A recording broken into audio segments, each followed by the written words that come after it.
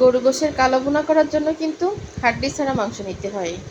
তো আমি এইখানে একদম হাড্ডি ছাড়া ফ্রেশ টাটকা মাংস নিলাম। মাংসটা কিন্তু অনেক ভালো ছিল, রানের মাংস ছিল।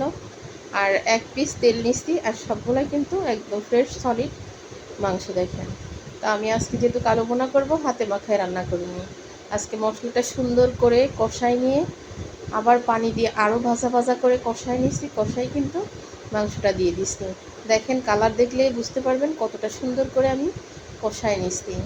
তাই এখন কিন্তু আমার গোশটাও কষানো হয়ে গেছে, একদম ভাজা ভাজা করে কষাই নিচ্ছি। তলে হালকা একটু লেগে গেছে, সমস্যা হবে না, আমি পানি দিয়ে দেব। এপাশে চুলাই দিয়ে পয়েন্ট বাড়ানো ছিল, বেসিনে কাজ করতেছি, পরে দেখতেছি যে একটু লেগে গেছে।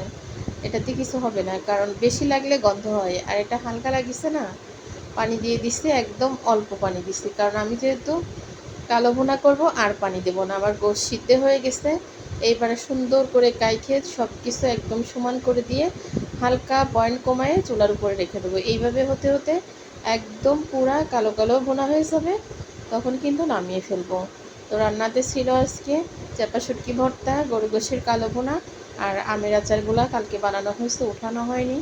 আজকের আবার একটু রোদে দিয়ে সুন্দর করে উঠায় ফেলতেছি।